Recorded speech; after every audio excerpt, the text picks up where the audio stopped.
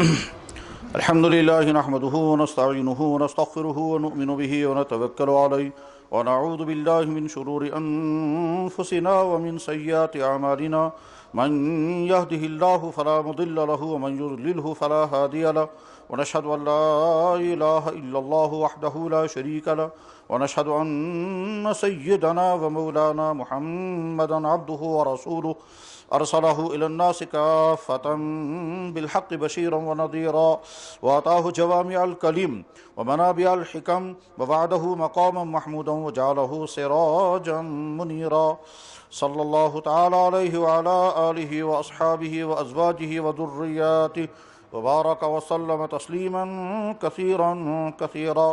أما بعد فقد قال الله عز وجل في كتابه العظيم: يا أيها الذين آمنوا قوا أنفسكم وأهليكم نارا. وقال الله تبارك وتعالى: واعلموا أنما أموالكم وأولادكم فتنة وأن الله عنده أجر عظيم. وقال النبي صلى الله عليه وسلم: ألا كلكم مسؤول ألا كلكم راء وكلكم مسؤول عن رعيته، أو كما قال عليه الصلوات والتسليم. صدق الله مولانا العظيم وصدق رسوله النبي الكريم، ونحن على ذلك لمن الشاهدين والشاكرين، والحمد لله رب العالمين. يا رب صل وسلم دائما أبدا على حبيبك خير الخلق كلهم.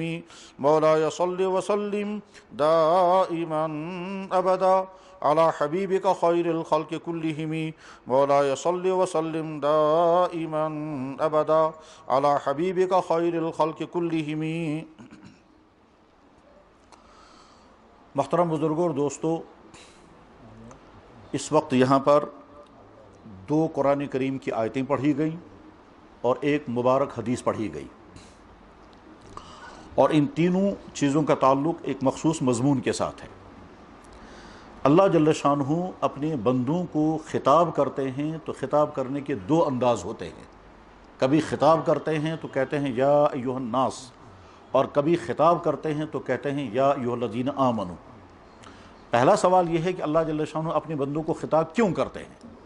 تو جواب اس کا یہ ہے کہ وہ چونکہ اس کائنات کا خالق، مالک، اسی نے انسانوں کو پیدا کیا، اور ان انسانوں کے لیے جن جن چیزوں کی ضرورت ہو سکتی تھی وہ ساری ضرورت کی چیزیں اسی اللہ نے انسانوں کے لیے مہیا کی ہیں، پیدا کی ہیں. جن چیزوں کی انسان کو ضرورت تھی اور انسان کو پتہ بھی نہیں تھا کہ ان چیزوں کی مجھے ضرورت پڑے گی، وہ چیزیں اللہ نے پہلے ہی مہیا کر دی ہیں، انسان کے مانگے بغیر، انسان کی درخواست دیے بغیر، انسان کے کسی مطالبے کے بغیر. بلکہ بے شمار چیزیں وہ ہیں جس کی انسان کو ضرورت ہے اور انسان کو پتہ بھی نہیں کہ مجھے ان چیزوں کی ضرورت ہے، اور جس نے وہ ضرورت پیدا کی اس نے اس کے لیے اسباب بھی مہیا کیے ہیں اور اپنا کام کر رہا ہے. دنیا میں زندہ رہنے کے لیے انسان کو ہوا کی ضرورت تھی، ظاہر ہے انسان ہوا مہیا کر ہی نہیں سکتا. پھر ہوا ہی کی ضرورت نہیں ہے بلکہ ہوا کی خاص قسم، گیس کی خاص قسم آکسیجن کی ضرورت ہے، اور انسان وہ مہیا کر ہی نہیں سکتا، نہ اس کے بس میں ہے کہ وہ خود آکسیجن تیار کر سکے. انسان کو زندہ رہنے کے لیے پانی کی ضرورت تھی، یہ پانی انسان مہیا کر ہی نہیں سکتا ہے. انسان کو زندہ رہنے کے لیے غذاؤں کی ضرورت تھی، انسان خود یہ غذائیں پیدا کر ہی نہیں سکتا ہے. اگر غذاؤں کے پیدا کرنے میں انسان کی کوئی محنت کارگر ہے تو صرف اتنی کہ وہ زمین جو اللہ نے بنائی، وہ پانی جو اللہ نے اتارا، وہ بیج جو اللہ نے پیدا کیا، ان تینوں چیزوں کو استعمال کرتا ہے. یعنی بیج ڈالے گا زمین میں، پھر پانی ڈالے گا، اس کے بعد پھر اس زمین کے اندر سے وہ بیج اگ سکے گا یا نہیں، یہ انسان کے بس میں نہیں ہے. اور جب وہ بیج اگ جائے گا اس کے بعد زیادہ سے زیادہ اس کی حفاظت کرے گا، اس کو پانی کی ضرورت ہوگی تو پانی دے گا، ہواؤں سے بچائے گا، جانوروں سے بچائے گا. اتنا ہی کر سکتا ہے، اس کے آگے اور کچھ نہیں کر سکتا.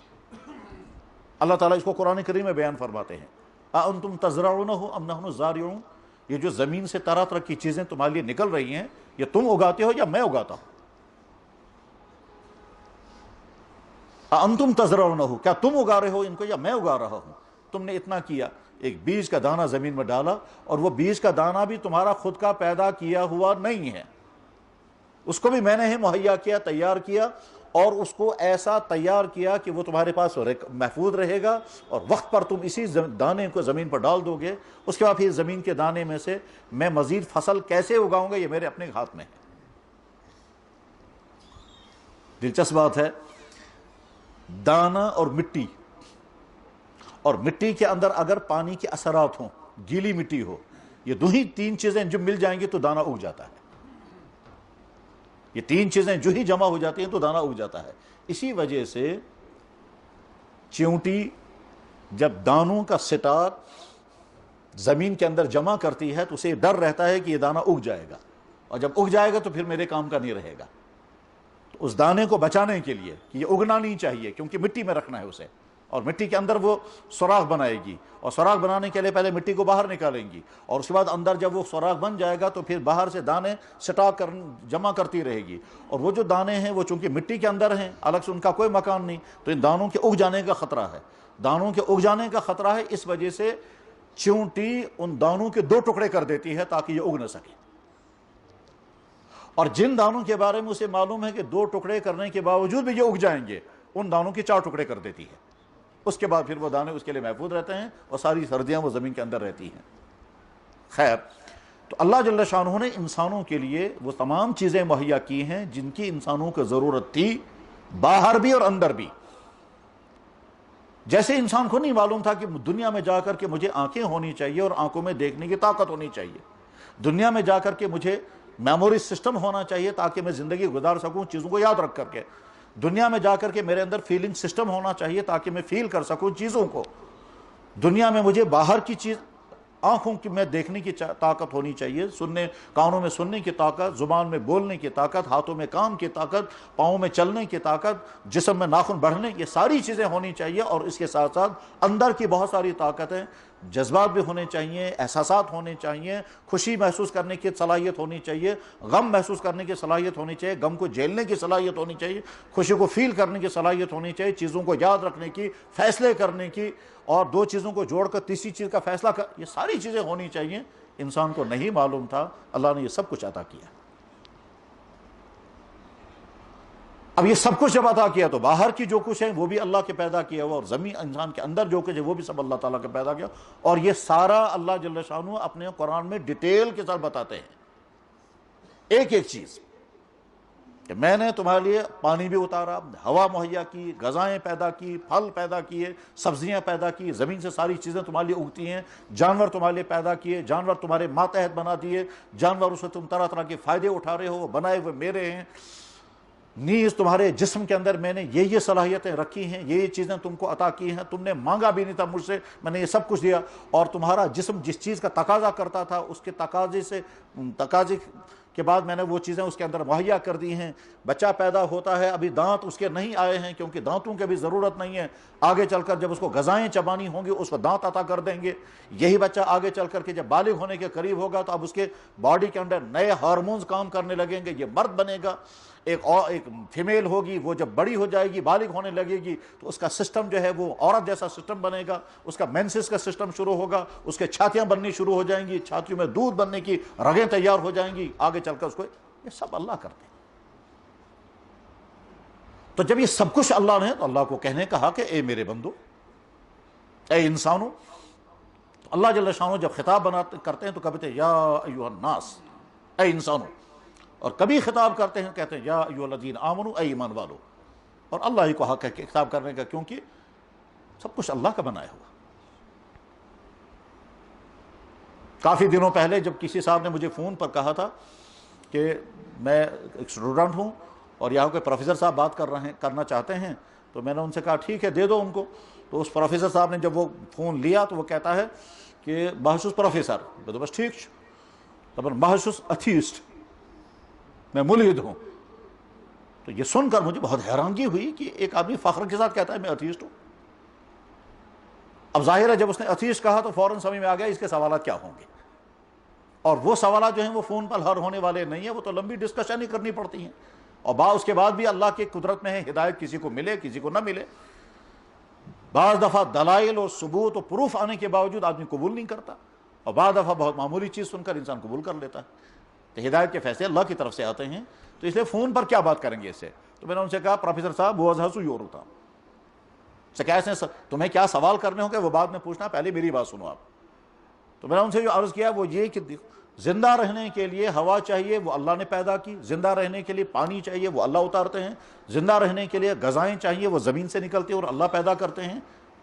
ان تینوں چیزوں میں سے کوئی چیز انسان خود نہیں کرتا ہے۔ اب تم تمام اتھیس دنیا میں مل کر کے مٹی کا ایک ذرہ تیار کرو جس مٹی سے یہ سارے خزانے نکل رہے ہیں، اور تم وہ کر نہیں سکتے۔ کیوں نہیں کر سکتے؟ کہ مٹی کا ایک ذرہ تیار کرنے کے لیے تم مٹیریل ڈھونڈو گے، وہ لاؤ گے کہاں سے مٹیریل؟ وہ تو تمہارے پاس ہے ہی نہیں، اور اگر کہیں سے لاؤ گے تو وہ خدا کا پیدا کیا ہوا ہے۔ لہذا تمہیں چاہیے کہ اللہ کی زمین سے نکل جاؤ۔ جس اللہ کی زمین پر تم رہ رہے ہو اس اللہ کو تم مانتے نہیں، تو اللہ کی زمین سے نکل جاؤ، اور اللہ کا پیدا کیا ہوا پانی آج کے بعد کبھی مت پینا، اور اللہ کی پیدا کی ہوئی ہوا کبھی مت، اور خدا کا دیا ہوا جسم اللہ کو واپس کر دو۔ یہ 3-4 کام کرو، پھر بات کریں گے ہم آپس میں، آپ کو کیا پوچھنا ہے۔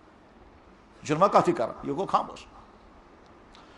میرے بھائی، چونکہ اس کائنات کی ہر چیز اللہ نے بنائی، اور اللہ جل شانہ اپنی تخلیقات کے ذریعے اپنا تعارف کراتے ہیں، جیسے کوئی کمپنی اپنے پروڈکٹس کے ذریعے سے اپنا تعارف کراتی ہے، کوئی سکالر اپنی کتابوں کے ذریعے سے اپنا تعارف کراتا ہے، اسی طرح اللہ جل شانہ اپنی قدرتوں کا، اپنی رحمتوں کا، اپنی حکمتوں کا، کائنات کی تخلیق کا تعارف خود کراتے ہیں، اور قرآن کریم بھرا ہوا ہے۔ بلکہ سب سے زیادہ مضمون اگر قرآن میں ڈھونڈیں گے تو کیا ملے گا؟ کہ اللہ نے اپنا تعارف خود کرایا ہے۔ میں تمہارا خالق ہوں، میں تمہارا مالک ہوں، میں نے تمہیں یہ عطا کیا، میں نے تمہیں بولنے کی صلاحیت عطا کی، میں نے تمہیں زبان دی، میں نے تمہیں نگاہیں دی، تم کیوں میرا شکر ادا نہیں کرتے ہو؟ یہ سب کچھ میں نے تفصیل کہیں ایک انداز سے کہیں دوسرے انداز سے، میں نے تم کو نطفے سے پیدا کیا، اس نطفے کے پیدا کرنے کے بعد میں نے جیسی چاہا تمہاری شکل بنائی، کسی کی شکل دوسرے کے ساتھ نہیں ملے گی، اور ہر ایک کی شکلیں الگ الگ بنائی۔ میں نے فیصلہ کیا کسی کو مرد بنایا، کسی کو عورت بنایا، کسی کو ایک شکل بنایا، کسی کو دوسری شکل کا بنایا، تم میں سے کسی کو میں نے مالدار بنایا، کسی کو میں نے غریب بنایا۔ یہ سب اپنی رحمتیں، اور اپنی ذات کا تعارف بھی، اپنی ذات کا تعارف، میں اللہ ہوں، میں نہ کھاتا ہوں، نہ پیتا ہوں، نہ سوتا ہوں، نہ تھکتا ہوں، نہ جھکتا ہوں، نہ مجھے کسی کا ڈر ہے، نہ میرے فیصلے کو کوئی چیلنج کر سکتا ہے، نہ میرے فیصلے کو کوئی بدل سکتا ہے۔ یہ سب اللہ تعالیٰ اپنا تعارف خود کراتے ہیں۔ تمہارا رب نہ بھولتا ہے، نہ جھکتا ہے، نہ تھکتا ہے، نہ کھاتا ہے، نہ پیتا ہے، نہ سوتا ہے، نہ اپنے فیصلوں میں اس کو ڈر لگتا ہے یہ فیصلہ غلط ہو گیا مجھے چینج کرنا پڑے گا، نہیں، نہ اس کو کسی کی مدد کی ضرورت ہے، نہ وہ کسی سے مشورے کر سکتا۔ اللہ ان اللہ علیہ، یہ سب قرآن کریم میں جگہ جگہ بیان ہوتے ہیں۔ میں سب کچھ کرنے کے بعد تھکتا نہیں، وما مسنا من لغوب، یہ ساری کائنات میں نے بنائی، میں کوئی تھکا تھوڑا ہی ہوں، یہ ساری کائنات میں نے بنائی، اس سے بڑی دوسری بناؤں گا، اور وہ دوسرے بنانا میرے لیے بہت آسان ہے۔ وَهُوَ أَهْوَنُ عَلَيْهِ، تم کو میں نے پیدا کیا، تم کو دوبارہ پیدا کر دوں گا، دوبارہ پیدا کرنا میرے لیے بہت آسان ہے۔ وَهُوَ أَهْوَنُ عَلَيْهِ، وہ بہت آسان ہے دوبارہ پیدا کرنا۔ ایک جگہ فرماتے ہیں آسمان و زمین کو پیدا کرنا بہت مشکل ہے تمہارے مقابلے میں۔ أَأَنْتُمْ أَشَدُّ خَلْقًا أَمِ السَّمَاءُ بَنَاهَا، تمہارا بنانا کوئی مشکل تھا یا اللہ کو یہ ساری کائنات بنانی مشکل تھی؟ میں نے ساری کائنات بنائی، تمہاری کیا؟ یہ سب اللہ اپنا تعارف کراتے ہیں۔ پھر کبھی رحمت کا تعارف کراتے ہیں، کبھی طاقت کا۔ میں وہ ہوں جو چاہے سو کر سکتا ہوں، اور میں وہ ہوں جس نے تمہارے لیے یہ کیا ہے۔ اس میں اللہ جل شانہ اپنی قدرت کا اعلان بھی کرتے ہیں، اپنی سنت کا اعلان بھی کرتے ہیں۔ ضابطہ یہ ہے کہ آگ جلائے گی، کیونکہ آگ میں جلانے کی طاقت اللہ نے رکھی ہے۔ طاقت یہ ہے کہ آگ کو جلانے نہیں دیں گے، آگ ہوگی نہیں جلانے دیں گے، وہ طاقت ہے اللہ کی۔ تو اللہ کی قدرت، اللہ کی طاقت۔ اس لیے قرآن کریم میں بہت ساری جگہوں پر وہ چیزیں بیان کی گئی ہیں جو عقل میں آتی ہی نہیں ہیں، مگر وہ عقل میں تو نہیں آتی ہیں، خدا کی قدرت میں آتی ہیں۔ ابراہیم علیہ السلام کو آگ میں ڈالا گیا، آگ جلا نہ سکی۔ موسیٰ علیہ السلام کی تربیت کرائی، فرعون کے گھر میں جو قتل کرنے کے لیے تیار، قتل کرنے کے پلان چلا رہا ہے، ہزاروں کو قتل کر دیا موسیٰ کے نام پر، اور موسیٰ کے گھر میں پرورش کروا رہے ہیں۔ حضرت موسیٰ علیہ السلام کی پرورش فرعون کروا رہا ہے، اور ادھر سے موسیٰ کے نام پر ہزاروں کو قتل ہو رہا ہے، بچے مارے جا رہے ہیں، اور جس کو مارنا تھا وہ گھر میں ہے، اور اپنے گھر میں ہے، اور اپنے گھر نگرانی میں اس کو حوالے کر دیا اپنی ماں کے۔ قرآن اللہ تعالیٰ اس کو بیان فرماتے ہیں کہ دیکھ موسیٰ علیہ السلام کے نام پر فرعون نے قتل عام شروع کیا، اور 4 جگہوں پر اللہ فرماتے ہیں یذبحون ابناءهم ویستحیون نساءهم، کہ لڑکیوں کو زندہ چھوڑتے تھے، لڑکوں کو قتل کرتے تھے۔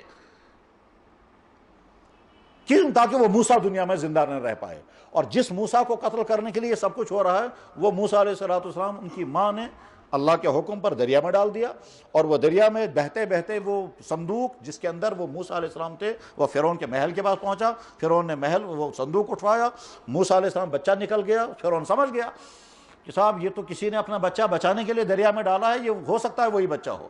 اس نے ارادہ بھی کیا قتل کرنے کا، تو اس کی بیوی نے کہا ہرگز نہیں، یہ تو اس کی محبت میرے دل میں ایسی آ گئی ہے کہ میں اس کے بغیر جی نہیں سکتی، اور یہ بھی کہا قرۃ عین لی ولک۔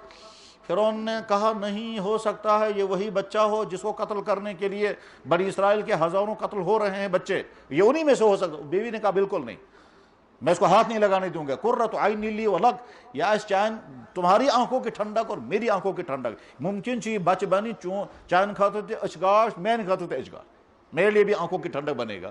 پھر انہوں نے کہا ٹھیک ہے اب کیا کریں گے، تو بچے کو کھلانے پلانے کا، اس کو دودھ چاہیے، تو عورتوں کو لایا جا رہا، وہ بچہ کسی کا دودھ ہی نہیں پیتا، یہاں تک کہ اخیر میں ڈھونڈتے ڈھونڈتے حضرت موسیٰ علیہ السلام کی والدہ کو منگوایا گیا، اور والدہ نے جو ہی اپنے بچے کو اپنی چھاتی کے ساتھ لگایا، بچے نے دودھ پینا شروع کیا۔ تو فرعون نے کہا یہ بچہ تمہارے حوالے ہے، اس کی حفاظت کرنا، اور جو ضروریات ہوں گے وہ ضروریات پوری کرنا۔ بچوں کا قتل عام ہو رہا ہے اور اس کی حفاظت کروا رہا ہے خود، اللہ کی قدرت ہے، یہ اللہ تعالیٰ شانو خود کر کہ میں یہ کر سکتا ہوں۔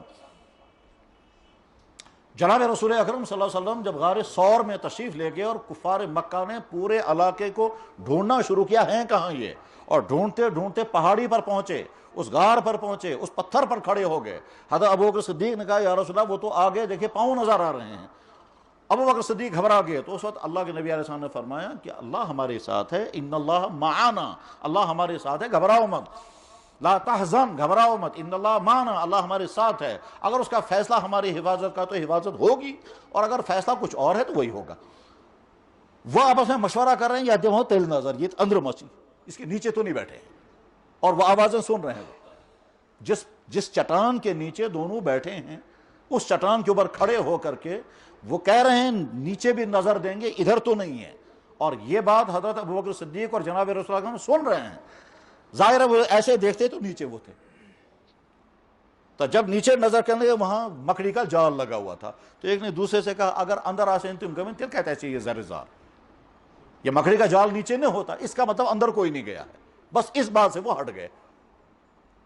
کتنی معمولی سی چیز اللہ نے کی، کیا صاحب مکڑی کا جالا لگوا دیا، اور مکڑی نے جالا لگایا، انہیں جب دیکھا ایسے کہنے لگا اندر کوئی آدمی نہیں گیا ہوگا، مکڑی کا جال بتا رہا ہے اندر کوئی نہیں گیا، بس اسی پر اس طرح سے گویا اللہ جل شانہ کا میں تو ایسے بھی حفاظت کر سکتا ہوں، تدبیریں۔ تو اللہ اپنی قدرتوں کا بیان بھی کرتے ہیں، اپنی حکمتوں کا بیان بھی کرتے ہیں، لہٰذا اللہ کو کہنے کا حق ہے اے لوگو، اے میرے بندو، اے میری مخلوق، اے ایمان والو۔ اللہ جل شانہ جب قرآن کریم میں خطاب کرتے ہیں اپنے بندوں تو کبھی کہتے ہیں یا ایھا الناس، اور کبھی کہتے ہیں یا ایھا الذین آمنوا۔ جو آیت میں نے شروع پڑھی تھی اس میں کہا تھا یا ایھا الذین آمنوا، اے ایمان والو، قوا انفسکم واہلیکم نارا، اپنے آپ کو اور اپنے گھر والوں کو جہنم سے بچانا۔ اب سوال پیدا ہوتا ہے کہ ہم جہنم سے کیسے بچائیں گے؟ جہنم میں ڈالنا، جہنم میں پھینکنا، جہنم سے بچانا یہ تو اللہ کے اختیار میں ہے۔ تو جواب ہے کہ تمہیں وہ تدبیریں اختیار کرنی ہوں گی جن تدبیروں کے اختیار کرنے کے نتیجے میں تم خود اور تمہاری اولادیں، تمہارے اہل و عیال جہنم سے بچیں گے۔ اور آگے فرمایا ان دوسری آیت میں یاد رکھو تمہارے اہل و عیال تمہارے لیے بہت بڑا امتحان ہے، انما اموالکم واولادکم فتنہ، تمہارے اہل و عیال تمہارے لیے آزمائش ہیں، امتحان ہیں۔ فتنے کے الگ الگ معنی آتے ہیں، ہر زبان میں ایسا ہوا کرتا ہے کہ ایک لفظ کے کئی معنی آتے ہیں، اور وہ کہیں ایک معنی مراد ہوں گے، کبھی دوسرے معنی مراد ہوتے ہیں۔ فتنے کے معنی قرآن کریم میں شرک کے بھی ہیں، فتنے کے معنی قرآن کریم میں قتل و غارت گری کے بھی ہیں، فتنے کے معنی قرآن کریم میں فساد کے بھی ہیں، اور فتنے کے معنی قرآن کریم میں آزمائش کے بھی ہیں۔ یہ سارے مضامین لفظ فتنہ کے اندر، یہ ایسے سمجھ لیجئے جیسے فرض کیجئے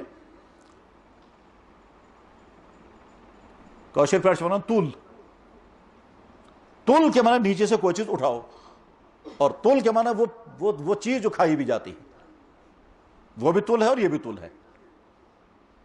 کوشر پیٹ سے چوک، چوک کے معنی کھٹا بھی ہے، اور چوک کے معنی دیگچی کے نیچے کا جیسا ہے وہ بھی چوک ہے، 8 فٹ چوک ہوئی، اشواریا چوک، لفظ چوک اس کے 2 معنی آ گئے۔ اس کو ہمارے ہاں ایک علم ہے، اس کو کہتا ہے اصول فقہ، اس میں بحث ہوتی ہے کہ کبھی لفظ کے کئی معنی آتے ہیں، اس وقت کس وقت میں کون سے معنی مراد لیں گے، اس کو کہتے ہیں مشترک۔ خاص عام مشترک معول یہ وہ بحثی ہوتی ہیں اصول فقہ میں. ایک لفظ ہوتا ہے اس کے کئی معنی آتے ہیں, اور ایک لفظ ہوتا ہے اس کے ایک ہی معنی آتے ہیں. یہ ایک ہی معنی ہے وہی معنی کے لیے آئے گا, لیکن کبھی اس لفظ کو یہاں سے ہٹا کر کسی دوسرے معنی کے لیے بھی استعمال کرتے ہیں, اور کبھی ایسا ہوتا ہے کہ ایک لفظ کے کئی معنی آتے ہیں, اور وہاں یہ دیکھنا پڑتا ہے کہ یہ کس معنی میں استعمال ہوا ہے, اور دائیں بائیں کے الفاظ بتا دیتے ہیں کہ یہ کون سے معنی میں استعمال ہوا. قرآن کریم میں لفظ حمیم آیا, حمیم کے معنی سرگرم دوست, اور حمیم کے معنی گرم ترین پانی. اللہ جل شانہ فرماتے ہیں جہنمیوں کو گرم ترین پانی پلایا جائے گا, وہاں لفظ آیا حمیم, یسقا من ماء حمیم. اور اسی طرح سے قرآن کریم میں ہے ولا یسأل حمیم حمیما, کوئی سرگرم دوست اپنے سرگرم دوست سے پوچھ نہیں پائے گا, وہاں کیا کوئی کسی کی مدد نہیں کرے گا. حمیم بمانے سرگرم دوست, جگری دوست, اور حمیم بمانے سخت ترین گرم پانی, دونوں لفظوں کے لیے یہ استعمال ہوا ہے. جیسے مرض کے معنی قرآن کریم میں کہیں کفر کے ہیں, اور کبھی مرض کے معنی جسمانی بیماری. فی قلوبہم مرض, ان کے دلوں میں کفر ہے, تو مرض بول کر کفر مراد دیا. اور کہیں مرض کے معنی بیماری, جیسے ہم لوگ بھی بولتے ہیں مرض, او کان مریضا, جو تم میں سے بیمار ہو, یعنی جسمانی بیمار ہوگا وہ روزہ بعد میں رکھے گا.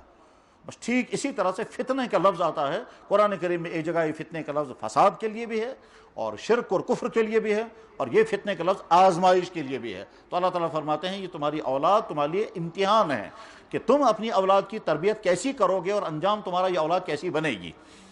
اور حدیث میں نے پڑھی تھی, اور کسی بھائی نے یہاں باہر بھی حدیث لکھی ہے بہت اچھے لفظوں میں, اسی حدیث کا ترجمہ وہاں لکھا کہ بخاری میں حدیث ہے الا کلکم راعٍ, تم میں سے ہر شخص ایک نگران ہے. شوہر اپنی بیوی کا نگران, باپ اپنی اولاد کا نگران, گھر کا زٹ اپنے پورے گھر والوں کا نگران, محلے کا زٹ محلے والوں کا نگران, دفتر کا افسر پورے دفتر کا نگران,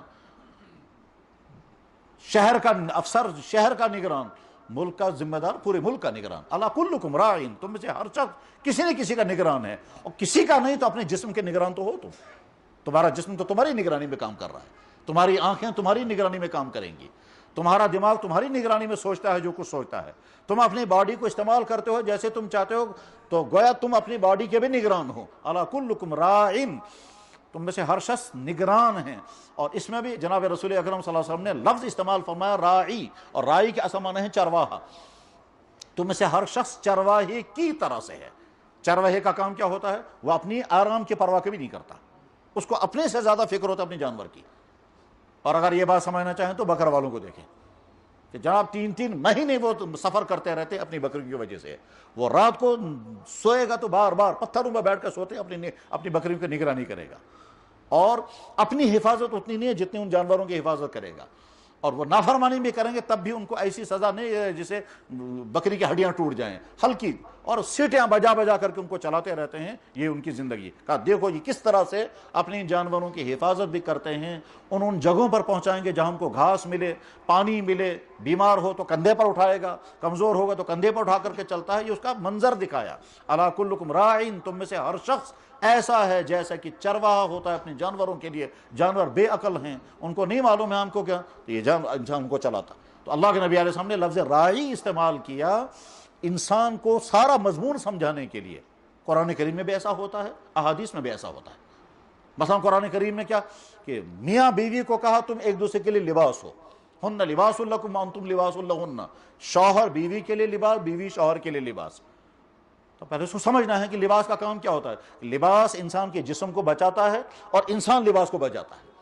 انسان اپنے لباس کی حفاظت کرتا ہے, لباس انسان کی حفاظت کرتا ہے. لباس گندا ہو جائے گا تو انسان اس کو دھوتا ہے, صاف کرتا ہے, محفوظ رکھتا ہے, اس سے اپنے بدن کو سچاتا ہے, سردی گرمی سے بچاتا ہے. تو گویا انسان لباس کی حفاظت کرتا ہے, پالو گسن خراب گسن, پالو گسن سینن, ٹھیک محفوظ جگہ پر رکھتا ہے. اور لباس انسان بس ٹھیک اسی طرح سے شوہر بیوی کے لیے اور بیوی شوہر کے لیے لباس کے درجے میں.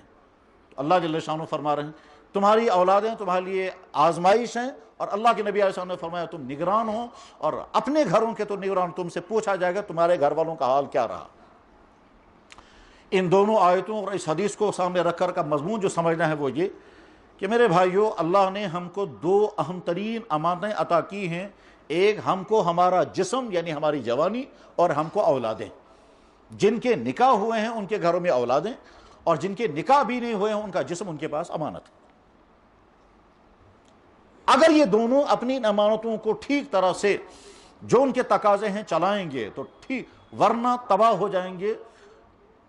اسی طرح سے جس طرح سے بے شمار والدین اپنے بگڑے ہوئے بچوں، اپنی بگڑی ہوئی بیٹیوں کی بنا پر تباہ ہو جاتے ہیں، اور بے شمار نوجوان اپنی جوانی کی تباہی کی وجہ سے خراب ہوتے ہیں۔ اس وقت ہمارے معاشرے میں جن چند بڑے مسائل کا ہم کو سامنا ہے، ان میں سے ایک یہی ہے کہ اولادیں ویسی نہیں بن پا رہی ہیں جیسے ان کو بننا چاہیے، اور نوجوان ویسے اپنی جوانی کی حفاظت نہیں کر پا رہے ہیں جیسے ان کو کرنی چاہیے۔ آج ایک نوجوان بہت اچھی حالت میں ہے، کچھ دنوں کے بعد یہ ڈرگز کا شکار ہے، بہت اچھی حالت میں ہے، کچھ دنوں کے بعد یہ ایتھیسٹ بن گیا، بہت اچھی حالت میں ہے، کچھ دنوں کے بعد یہ خدا اور رسول کو گالیاں دے رہا ہے۔ غرض یہ کہ روزانہ نئے نئے منظر سامنے آتے ہیں کہ بچہ بہت اچھا تھا، آج بگڑا ہوا ہے، آج بگڑا ہوا ہے، کل کو بہت اچھا ہو گیا۔ اور جن لوگوں کو معاشرے کی اس سیکٹر کے ساتھ تعلق ہے وہ دیکھتے رہتے ہیں کہ صاحب فلاں جگہ پر لڑکے اس حالت میں ہیں، اب وہ سدھر گئے، اب وہ اس حالت میں آ گئے، اور فلاں جگہ فلاں سکول یا فلاں کالج کے فلاں کوچنگ سینٹر میں یہ خرابیاں ہو رہی ہیں۔ اللہ جل شانہ فرماتے ہیں یا ایھا الذین آمنوا قوا انفسکم واہلیکم نارا، اے ایمان والو تم اپنے گھر والوں، اپنے آپ کو بھی اور اپنے گھر والوں کو بھی جہنم سے بچانا۔ یعنی تمہارا طرز عمل، تمہارا لائف سٹائل ایسا ہونا چاہیے کہ تم اپنے آپ کو جہنم کے لیے تیار نہ کرو۔ یاد رکھنا چاہیے ظلم کی دو قسمیں ہیں، ایک ظلم وہ ہے جو انسان دوسروں پر کرتا ہے، اور ایک ظلم وہ ہے جو انسان اپنے اوپر کرتا ہے۔ یہ اپنے اوپر جو انسان ظلم کرتا ہے اس کو بھی قرآن کریم میں جگہ جگہ بیان فرمایا گیا، ربنا ظلمنا انفسنا، یا اللہ ہم نے اپنے اوپر ظلم کیا۔ جو شخص اپنے آپ کو ڈرگس میں مبتلا کر رہا ہے یا اپنے آپ پر ظلم کر رہا ہے، جو شخص اپنے آپ کو غلط تعلقات میں پھنسا رہا ہے یا اپنے آپ پر ظلم کر رہا ہے، جو شخص بری عادتوں میں مبتلا ہو رہا ہے یا اپنے آپ پر ظلم کر رہا ہے، جو راتوں کو گندی ویب سائٹیں دیکھتا رہتا ہے یا اپنے پر ظلم کر رہا ہے، جو بری عادتوں کا شکار ہو کر کے اپنی جوانی، اپنی صحت، اپنا کیریکٹر، یہ سب کچھ تباہ کر رہا ہے یا اپنے پر ظلم کر رہا ہے۔ حضرت ابوبکر صدیق رضی اللہ تعالی عنہ وہ شخصیت ہیں کہ نبیوں کے بعد سب سے اونچا مقام صحابہ کا، اور صحابہ میں سب سے اونچا درجہ ابوبکر صدیق رضی اللہ عنہ کا۔ یہ وہ شخص ہیں جس کے متعلق قرآن کی آیتیں نازل ہوئی، یہ وہ شخص ہیں جن کا تذکرہ قرآن میں آ گیا، کہ وہ یہ غار ثور کا جو واقعہ ہوا ہے اس واقعے کے متعلق اللہ نے جو آیتیں نازل فرمائیں اس میں اللہ تعالیٰ ایک جگہ فرماتے ہیں کہ وَالثَّانِيَ اثْنَيْنِ إِذْ هُمَا فِي الْغَارِ، وہ دو میں سے دوسرا، دو تھے وہ، دوسرا کون تھا؟ یا تو اللہ کے نبی دوسرے ہیں یا اللہ ابوبکر صدیق دوسرے ہیں، دویمز دویم، دویمز دویم، گھبرا گئے یعنی ابوبکر صدیق۔ وَالثَّانِيَ اثْنَيْنِ إِذْ هُمَا فِي الْغَارِ إِذْ قَالَ لِصَاحِبِهِ لَا تَحْزَنْ، تو وہ دویمز دویم، وہ گھبرا گیا، اور دویمز دویم اس نے کہا گھبراؤ مت۔ دو میں سے دوسرا گھبرا گیا اور دو میں سے دوسرے نے کہا گھبراؤ مت۔ جناب رسول اکرم صلی اللہ علیہ وسلم بھی اس میں آ گیا اور ابوبکر صدیق بھی آ گیا۔ انداز قرآن کا اس طرح سے ہے، وَثَانِيَ اثْنَيْنِ إِذْ هُمَا فِي الْغَارِ، وہ دو میں سے دوسرا، جب وہ دونوں غار میں تھے، إِذْ يَقُولُ لِصَاحِبِهِ، ایک نے دوسرے سے کہا لا تحزن، گھبراؤ مت، إِنَّ اللَّهَ مَعَنَا۔ ابوبکر صدیق رضی اللہ عنہ کا تذکرہ قرآن میں اس طرح سے آیا، اور ایک اور جگہ سیدھے ابوبکر صدیق رضی اللہ عنہ کو خطاب کیا گیا ہے۔ یہ ابوبکر صدیق حضور سے درخواست کر رہے ہیں یا رسول اللہ جب میں نماز پڑھوں گا تو درود شریف کے بعد کون سی دعا پڑھوں؟ بخاری میں حدیث ہے یہ کہ مجھے فرمائیں کہ میں نماز کے بعد درود شریف کے بعد کون سی دعا پڑھوں گا؟ تو اللہ کے نبی علیہ السلام نے کیا دعا سکھائی تھی؟ اللہم انی ظلمت نفسی ظلما کثیرا، یا اللہ میں نے اپنے پر بہت ظلم کر رکھا ہے، یعنی اپنے جسم کا غلط استعمال۔ ظاہر ابوبکر صدیق رضی اللہ عنہ یہ دعا جب کرتے ہوں گے تو تواضعاً کرتے ہوں گے، لیکن وہ شخص جو واقعتاً اپنے جسم کو غلط استعمال کر رہا ہے وہ اپنے پر ظلم کر رہا ہے۔ ہم پڑھتے ہیں لا الہ الا انت سبحانک انی کنت من الظالمین، میں ظالموں میں سے ہوں، تو یہ ظلم کون سی قسم ہے؟ کہ وہ ظلم کی وہ قسم ہے کہ جو انسان اپنے اوپر کر رہا ہے۔ قرآن میں بھی اللہ تعالیٰ شاہ ایک اور جگہ بیان فرماتے ہیں، وہ دن یاد رکھنا جس دن تم ظالم اپنی انگلیوں کو کاٹو گے اور کہو گے افسوس میں نے فلانی غلط حرکت کیوں کی تھی۔ وَيَوْمَ صُدُحْتَ ہے جو یاد، وہ دن یاد رکھنا، یوم یعض، جس دن کاٹو گے تم انگلیاں، یوم یعض الظالم، تم ظالم کاٹو گے، وَيَوْمَ يَعْضُ الظَّالِمُ عَلَىٰ يَدَيْهِ۔ کشمیری میں اس کا شاندار ترجمہ ہو سکتا ہے، ویسے جو کشمیری ترجمہ کرنے والے ہیں واللہ عالم انہوں نے کیا ترجمہ کیا ہوگا، مولانا یوسف صاحب وغیرہ جنہوں نے کشمیری میں قرآن کا ترجمہ کیا انہوں نے کیا ترجمہ کیا ہوگا، اگر ذہن میں یہ آتا ہے تو ہی اتھن ہی سیٹ، تم اپنی آنگلیوں کو کاٹو گے افسوس کرتے کرتے، یوم یعض الظالم علی یدیہ یقول یا لیتنی اتخذت مع الرسول سبیلا یا ویلتی لیتنی لم اتخذ فلانا خلیلا، افسوس میں نے فلانا راستہ اختیار نہ کیا ہوتا، افسوس میں فلانی ویب سائٹوں میں پھنسا نہ ہوتا، افسوس میری کمپنی فلاں لڑکوں کے ساتھ نہ ہوتی، افسوس میں فلاں قسم کے لڑکوں کے اٹھنا بیٹھنا نہ رکھا ہوتا تو میں برباد نہ ہوتا، میں شرابیوں کے ساتھ، میں چرسیوں کے ساتھ، میں ڈرگسٹ کے ساتھ، میں نامحرم بچیوں کے ساتھ نہ رہا ہوتا تو میری زندگی تباہ نہ ہوئی ہوتی۔ یا ویلتی لیتنی لم اتخذ فلانا خلیلا۔ پہلے زمانے میں انسان کے ساتھ جڑ کر کے بگڑتا تھا، آج انسانوں کے علاوہ دوسری بہت ساری چیزیں ہیں، یہ تو آپ کے ہاتھوں میں موبائل ہیں، ان کے اندر بھی بے شمار چیزیں ہیں جو انسانوں کے ذریعے اتنا نہیں بگڑ سکتے جتنا ان کے ذریعے بگڑیں گے۔ ظاہر ہے جب آپ گندے انداز میں فیس بک چلائیں گے، جب آپ گندے انداز کی ویب سائٹیں دیکھیں گے اور آپ کو نگرانی کرنے والا کوئی نہیں ہوگا، تو یہ ہے وہ انسان جو اپنے پر ظلم کر رہا ہے۔ اللہ نے دیکھنے کے لیے آنکھیں دی ہیں، ان آنکھوں کا غلط استعمال، اللہ نے سوچنے کے لیے دماغ دیا، دماغ کا غلط استعمال، اللہ نے سننے کے لیے کان دیے، ان کانوں کا غلط استعمال، اللہ نے فیلنگ کے لیے، خوشی کے لیے ذرائع رکھے ہیں، ہم کسی گندی چیز سے خوشیاں محسوس کر رہے ہیں۔ اللہ نے انسان کے اندر چیزوں سے لذت اٹھانے کی طاقت بھی رکھی ہے، اور یہ بھی ایک بہت بڑی نعمت ہے۔ کھانے سے ہم مزہ تبھی اٹھاتے ہیں جب زبان پر ٹیسٹ اللہ نے رکھا، اگر زبان پر اللہ نے ٹیسٹ نہ رکھا ہوتا تو مزہ ہی نہیں تھا۔ نیند میں اللہ نے مزہ رکھا ہے، چنانچہ جب کافی وقت گزر گیا ہو نیند تو کیسی مزیدار نیند آتی ہے، اور انسان سو کر کے جب اٹھتا ہے تو کیسے فرش، یعنی غذاؤں میں اللہ نے مزہ رکھا، نیند میں اللہ نے مزہ رکھا، اور یہ مزے ہی کی وجہ سے ہم اسے فائدے اٹھاتے ہیں، اور بھی کئی چیزوں، مگر اس کا غلط استعمال بھی جرم ہے۔ تو تم مزے اٹھاؤ گے غلط طریقوں سے، تمہاری باڈی کو لکوڈ چیز چاہیے، اس کے لیے میں نے پانی تیار کیا، جوس تیار کیے، شربتیں تیار کی، دودھ تیار کیا، ٹھیک، ان چیزوں کا استعمال کرو، مگر ایک اور لکوڈ بھی ہے، وہ ہے شراب، اس سے دور رہنا۔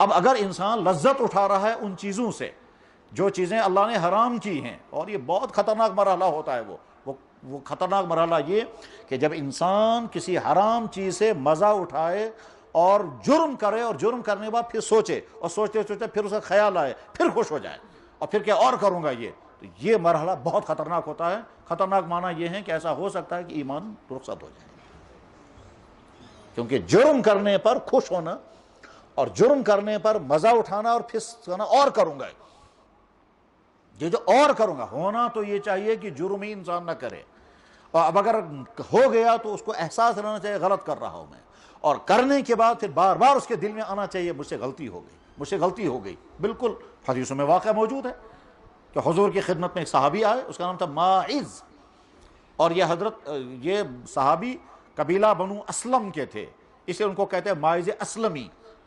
ان سے غلطی ہو گئی، کسی خاتون کے ساتھ غلط تعلقات ہو گئے، اور اس دوران بھی وہ پریشان رہے، مگر چونکہ غلط تعلقات ہو گئے، اور اس کے بعد پھر احساس کی بنا پر وہ حضور کی خدمت میں حاضر ہو گئے، کہنے لگے یا رسول اللہ مجھ سے بہت بڑی غلطی ہو گئی۔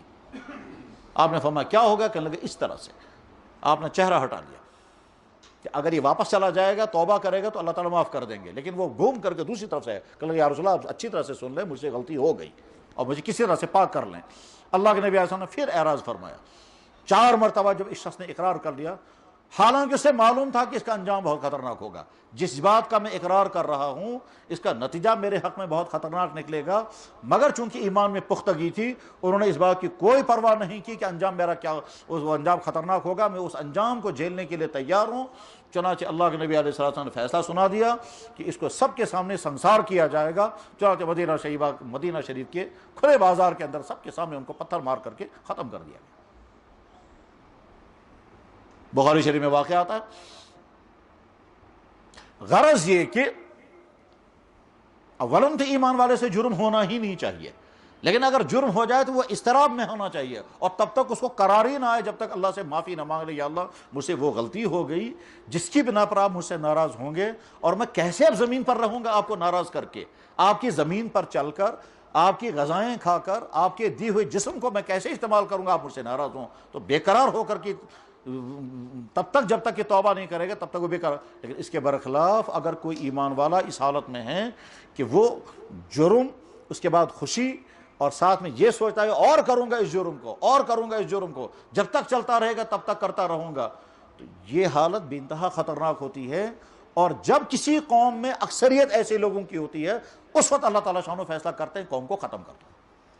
وَإِذَا أَرَدْنَا أَن نُهْلِكَ قَرْيَةً أَمَرْنَا مُتْرَ فِيهَا فَفَسَقُوا فِيهَا فَحَقَّ عَلَيْهِ الْقَوْلُ فَدَمَّرْنَاهَا تَدْمِيرًا کہ جب کسی قوم میں اکثریت مجرموں کی ہو جاتی ہے، یعنی اللہ کو نہ ماننے والے، آخرت کو نہ ماننے والے، شراب پینے والے، بدکاریاں کرنے والے، ظلم کرنے والے، عہدوں کا غلط استعمال کرنے والے، دوسروں کو ستانے والے، یہ تمام جرائم، ناپ تول میں کمی کرنے والے، ڈیوٹیاں نہیں دیں گے تنخواہیں لینے، یہ تمام جرائم جب ہونے لگتے ہیں جو بڑے جرائم ہیں، ان تمام جرائم کی جب کثرت ہو جاتی ہے اور لوگوں کے دلوں سے احساس مٹ جاتا ہے ہم غلط کر رہے ہیں، جب احساس بھی مٹ جاتا ہے اور ان جرائم کے کرنے والے خوش ہوتے ہیں ہمیں مزہ آ گیا اور کرتے رہتے ہیں، اس کے بعد پھر اللہ تعالیٰ شانہ فیصلہ کرتا ہے ہم کو ختم ہی کر دینا.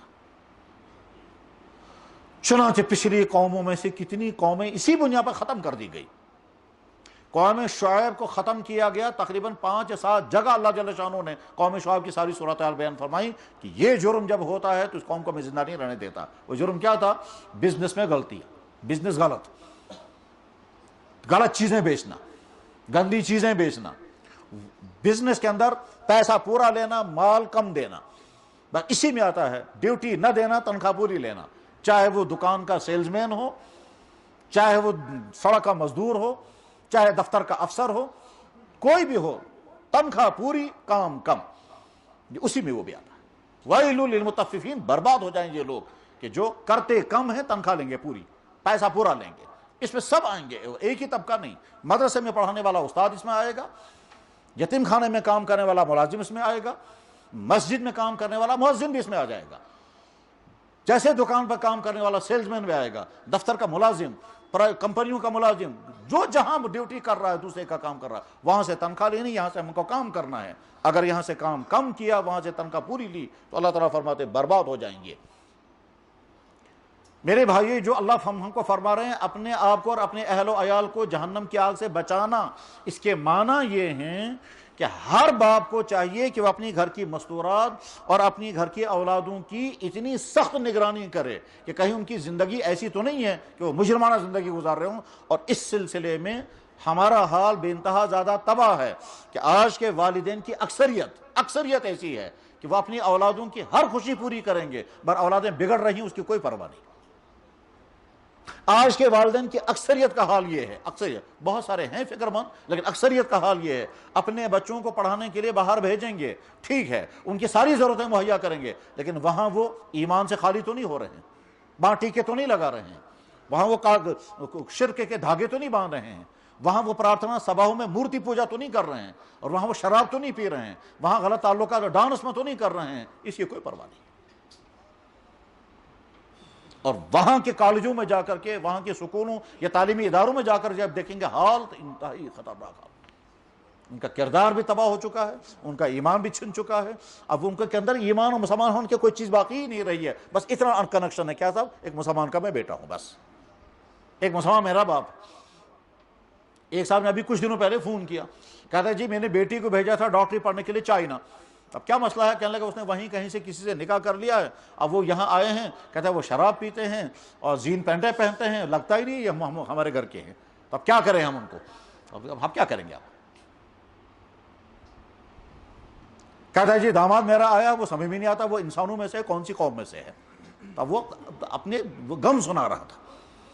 میرے بھائیوں، جن کو اللہ نے اولادیں عطا فرمائی ہیں، جیسے یہ والدین اپنی اولادوں کی صحت کی فکر کریں گے، اچھے کپڑوں کی فکر کرتے ہیں، ان کو خوش کرنے کے لیے ان کو مہنگے موبائل دے رہے ہیں، ان کو قیمتی کپڑے، قیمتی جوتے، ایسے ہی ان کے ایمان اور کردار کی فکر کریں. اللہ فرما رہے ہیں تم میں سے ہر شخص نگران ہے اپنے گھر والوں کا، اور پوچھا جائے گا تمہارے گھر میں تمہاری اولادیں بگڑی کیوں ہیں.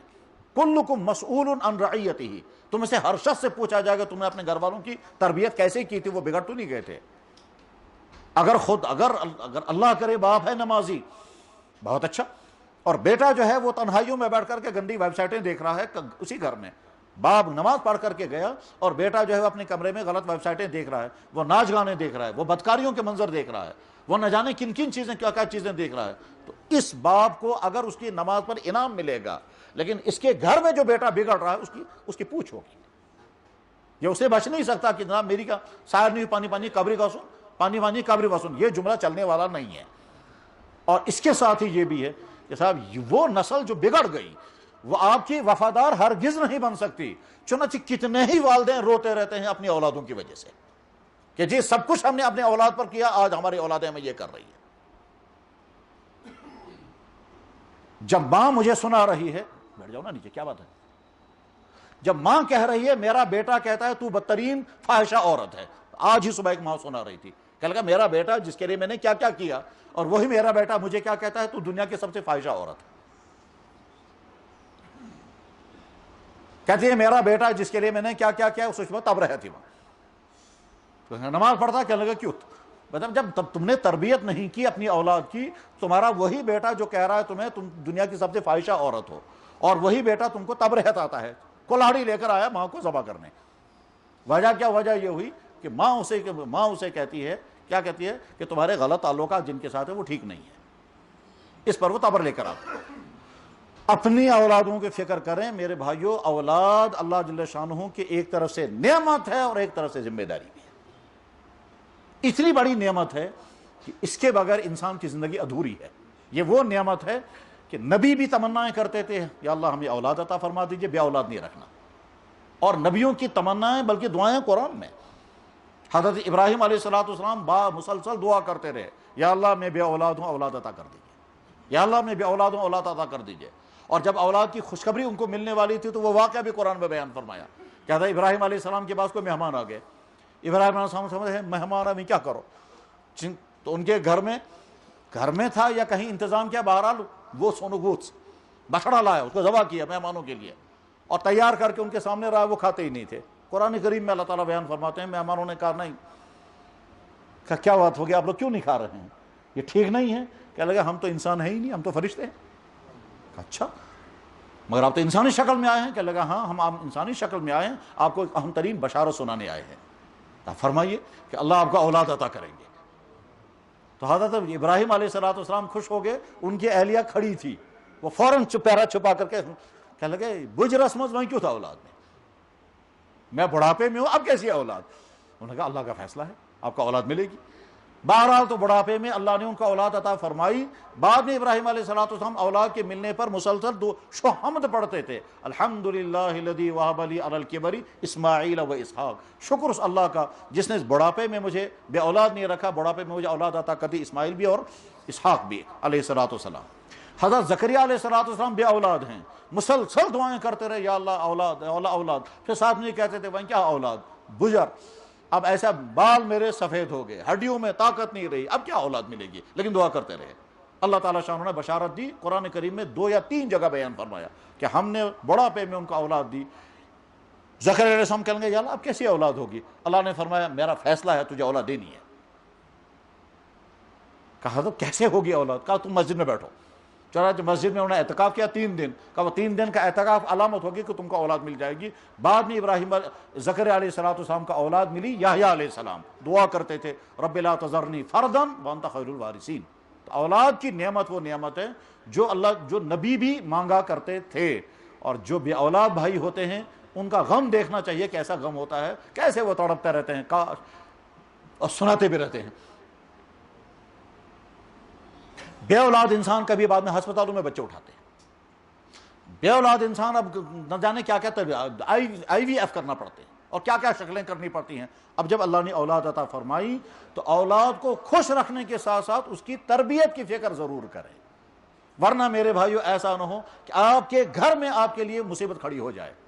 چنانچہ آج بہت سارے بزرگ کہتے ہیں یا اللہ اولاد کے غموں سے بچانا۔ اولاد کے غموں کا مطلب اولاد کس طرح سے دکھ پہنچاتی ہے، کس طرح سے تکلیفیں پہنچاتی ہے، کس طرح سے والدین کو ستاتے ہیں، کس طرح سے والدین کے حق تلفیاں کرتے ہیں۔ یہ سارا تب ہوتا ہے جب تربیت نہیں ہوئی ہوتی ہے، ان کی بری عادتوں میں پھنس گئے تو یہ ایک مصیبت، اور والدین کے نافرمان بن گئے تو دوسری مصیبت۔ اللہ جل شانہ اے ایمان والو، اپنے آپ کو اور اپنے اہل عیال کو جہنم سے بچانا کا مطلب ان کی صحیح تربیت کرو، ان کو حرام کاموں سے بچنے کی فکر کرو، یعنی گویا والدین کو دیکھنا ہے ہمارا بیٹا کہیں غلط تعلقات میں تو نہیں ہے، والدین کو دیکھنا ہے ہماری بیٹی کسی غلط تعلقات میں تو نہیں ہے۔ کل شام مجھے وہ بتا رہے ہیں، کہنے لگا جی ہماری بیٹی نے کسی غیر مسلم لڑکے کے ساتھ تعلقات جوڑے ہیں، وہ کہتی ہے اس نے کمرے میں زہر رکھا ہے، یا تو مانو ورنہ میں زہر کھاؤں گی۔ جب نگرانی نہیں ہوئی تو حالات یہ آتے ہیں۔ میرا بھائی ابھی تھوڑی دیر پہلے مجھے سنا رہا تھا، کہنے لگا جی میرے دوائیوں کی دکان پر غیر شادی شدہ کالج کی لڑکیاں آتی ہیں، وہ کہتے ہیں فلانی فلانی چیز دے دو جو بدکاریوں میں استعمال ہوتی ہے۔ جب نگرانی والدین نہیں کریں گے تو نتائج یہ نکل رہے ہیں۔ ابھی 1 گھنٹہ پہلے میرا بھائی مجھے بتا رہا تھا، کہنے لگا جی میری دکان پر وہ لڑکیاں آتی ہیں اور وہ کہتی ہیں فلانی فلانی چیز دے دو، اور وہ کب لفظ بولنا بھی مشکل ہے، اور وہ غیر شادی شدہ لڑکیاں مانگ رہی ہے وہ، اور وہ بدکاریوں میں استعمال ہوتا ہوگا اس لیے وہ چیزیں مانگ رہی ہے۔ کتنے دوائیوں والے جو ہیں وہ جانتے ہیں کہ ہم یہ دوائی بیچ رہے ہیں، یہ دوائی نہیں ہے، یہ ڈرگس کے طور پر لے رہا ہے لڑکا۔ اس کو سمجھنا چاہیے کہ میں اس بچے کو، یا اگر میرا بیٹا نہیں ہے یہ کسی اور کا ہے، مگر یہ چیز مجھے نہیں دینی چاہیے کیونکہ یہ غلط یوزنگ کے لیے لے رہا ہے۔ ایک دیندار آدمی بلک بلک کر رو رہا تھا، کہنے لگا جی میرا یہ بیٹا ہے، کتنا اچھا تھا، یہ نعتیں پڑھتا تھا، یہ تلاوت کرتا تھا، یہ مسجد میں پہلی صف میں نماز پڑھتا تھا، یہ جماعت میں نکلتا تھا، اور اس وقت وہ کہتا ہے کبھی وہ پیٹرول سونگھتا ہے، کبھی فیویکول سونگھتا ہے۔ ہم نے پہلی مرتبہ سنا فیویکول سونگھنے میں بھی کوئی نشہ ہے۔ میرے بھائیو، اللہ نے عطا فرمائی ہے، ان کی سخت نگرانی کریں، اور اس میں مگر سخت نگرانی کرنے کے معنی یہ نہیں کہ آج سے لڑنا شروع کر دیں، کیونکہ اس وقت صورتحال یہ ہے، اگر بچہ بالغ ہو گیا اور آپ اپنے بچے کو ڈانٹنا شروع کر دیں گے، وہ ریئیکٹ کرے گا، اور ریئیکٹ کرنے کے بعد کچھ دن میں لڑائی شروع ہو جائے گی۔ اس میں بڑی حکمتوں کی ضرورت ہے کہ صاحب مجھے کس وقت سخت ہونا ہے، کس وقت نرمی سے سمجھانا ہے، نگرانی ہم کو کیسے کرنی ہے۔ اگر سچ پوچھیں تو آج کے والدین کو اپنے بچوں کے ہاتھ میں موبائل دینا ہی نہیں چاہیے، اور اگر دینا بھی ہو تو بالکل سیدھا سادہ، جو بیچارہ صرف بات کرنے میں کام دے سکے اور کسی چیز میں کام نہ دے سکے۔ ورنہ یہ جو طرح طرح کے فنکشنوں والے موبائل ہیں، یہ صرف تباہیوں کی چیزیں ہیں، اس سے کوئی فائدہ نہیں ہے۔ اور آج لگے ہوئے ہیں شیئرز کرنے میں کہ صاحب گروپوں کے گروپ بنے ہوئے ہیں، وہاں سے کوئی عجیب باتیں ہیں وہ ادھر پہنچا رہے ہیں، وہاں سے عجیب باتیں ادھر پہنچا رہے ہیں، وہ عجائبات سنتے ہیں، اور عجائب دیکھ کر کے تعجبات کی دنیا، اور اس کے بعد پھر حراموں کی دنیا، حرام چیزوں کی دنیا۔ اسی میں وقت برباد ہو رہا ہے، نہ دین، نہ عبادت، نہ نمازیں، نہ تعلیم، نہ کچھ نہیں، گھر کے کام بھی نہیں کرتے، کیوں صاحب لگے ہوئے موبائل۔ بلکہ بعض دفعہ گھروں میں دیکھ رہے ہیں جتنے آدمی سارے اپنے اپنے موبائل کے ساتھ جڑے ہوئے ہیں، دنیا بھر کے ساتھ تعلقات ہے، گھر والوں کے ساتھ کوئی تعلق نہیں، دنیا بھر کے ساتھ دوستی ہے، اپنے گھر والوں سے بات کرنے کی فرصت نہیں، اور اس کے نتیجے میں کیا خاندان بکھر جائیں گے۔ کتابوں میں لکھا ہوا ہے کہ جس عورت نے اپنے بچے کو فیڈر پلایا، اپنا دودھ نہیں پلایا، اس کی محبت کم ہوتی ہے بچے کے دل میں بھی، ماں کے دل میں بھی، اور جس عورت نے اپنے بچے کو خود دودھ پلایا ہو اس کی محبت زیادہ ہوتی ہے۔ نفسیات کی کتابوں میں لکھا ہو۔ اب جب آج کے والدین جب اپنے بچوں کو ٹائم نہیں دیں گے، اور بچے جو ہیں اپنے والدین کے ساتھ اٹیچ نہیں رہیں گے، اس کا نتیجہ کیا نکلے گا؟ ان کے درمیان وہ محبتیں پیدا ہو ہی نہیں سکتی ہیں جو محبتیں ہوا کرتی تھی، کہ ماں باپ کہتے تھے ہم سب کچھ ہماری اولاد پر قربان، اور اولاد کہتی تھی سب کچھ ہمارے ماں باپ پر قربان، وہ محبتیں ختم ہو جائیں گی۔ اسی شہر کا انسان مجھے کہتا ہے کہ لگا جی ایک ہی بیٹا ہے، مگر کیا کریں، ہم رہے ملازمتوں میں، اس بیٹے کو ہم نے رکھا کبھی ماتامل میں، اور کبھی رکھا چچاؤں کے پاس، پھر کبھی ایک کالج میں، پھر دوسرے ہاسٹل میں، پھر کہیں اور وہاں، پھر فلانی یونیورسٹی میں، اس لیے ہم سے وہ اٹیچ رہ نہیں سکا۔ اور اس کے بعد آج اس کی حالت ہے، لڑکا کہتا ہے مجھے فلانی غیر مسلم لڑکی کے ساتھ نکاح کرنا ہے۔ تو مانو یا نہ مانو، اس لڑکے کو جب سمجھانے کے لیے گئے، میں نے بھی سمجھایا، میں نے اسے بتایا بھائی جب وہ کرنا ہی چاہتے ہو تو اسے کم سے کم کلمہ تو پڑھاؤ۔ کہنے لگا میں کیوں پڑھاؤں گا کلمہ؟ جب میں اچھا مسلمان نہیں ہوں تو اس کو میں کیوں کہوں گا مسلمان بنے؟ اس لیے وہ جس حال میں ہے اسی حال میں وہ رہنے دیں، البتہ مجھے اسی کے ساتھ کرنا ہے، اور گھر والے مانیں گے تو ٹھیک ہے، ورنہ میں زہر کھاؤں گا۔ اب والدین کہتے ہیں اکوئی نیچو یہ اتھال تسمت، اور وہ بھی کہیں اس کے ساتھ جائے گا، اور بیوی کہتی ہے اگر میرے ساتھ جس کے ساتھ نکاح کرنا، وہ کہ اگر میرے ساتھ رشتہ ہوا تو میں کشمیر نہیں آؤں گے، تم کو وہیں آنا پڑے گا۔ اس کا مطلب یہ کہ وہ چلا گیا ہمیشہ کے لیے۔ اب یہ والدین اپنے بڑھاپے میں اب کس کے سہارے پر رہیں گے؟ میرے بھائیوں، اپنے اولادوں کے سلسلے میں حساس ہونا بہت زیادہ ضروری ہے، ایمانیات کے اعتبار سے بھی، اخلاقیات کے اعتبار سے بھی، عادات کے اعتبار سے بھی۔ ایسا نہ ہو کہ ہم اپنے اولادوں کو ہر خوشی دیں، صاحب جو کپڑے چاہیے وہ اس کے لیے، موبائل بھی چاہیں وہ بھی، باپ کہتا ہے میرا بیٹا مجھے کہتا ہے فلانا جوتا لا کر کے دو، میں نے معلوم کیا کہ انہوں نے کہا 8,000 کا جوتا، یہ کہتا ہے جب 8,000 کا جوتا، میں تو پورے سال 8,000 کے جوتے نہیں استعمال کرتا ہوں، تجھے 8,000 کا جوتا کہاں سے لگا؟ اور ادھر سے باپ ہے چپراسی۔ یہ بگڑی عادتیں ہیں۔ کیا بگڑی عادتیں؟ فضول خرچی، چیزوں کے ذریعے سے اپنے آپ کو ہائی فائی دکھانا، چیزوں کے ذریعے سے اپنے آپ کو ہائی فائی دکھانا، یہ اسلام نہیں، یہ یہودیت ہے۔ بخاری شریف میں حدیث ہے، جناب رسول اکرم صلی اللہ علیہ وسلم مسجد میں فجر کی نماز کے بعد تشریف لائے تو بہت صحابہ موجود تھے۔ صورتحال یہ ہوئی تھی کہ ایک نئے علاقے سے جہاں کے لوگ مسلمان ہوئے تھے وہاں سے بہت بڑا مال آیا تھا مدینہ طیبہ میں، اور وہ مال لے کر آئے تھے حضرت ابو عبیدہ ابن الجراح رضی اللہ تعالیٰ عنہ۔ صحابہ جمع ہوئے ہیں کہ مال صبح تقسیم ہوگا اور ہم کو بھی ملے گا۔ چنانچہ وہ طرح طرح کی چیزیں تھیں، کپڑے تھے، کھانے پینے کے سامان تھا، زیورات تھے، سونا چاندی تھا، جانور تھے، اور نہ جانے کیا کیا تھا۔ اس وقت جناب رسول اکرم صلی اللہ علیہ وسلم نے فرمایا یہ سارا ابھی میں تقسیم کروں گا، تمہارے لیے ہے، مجھے معلوم ہے غربتوں کے تم شکار ہو۔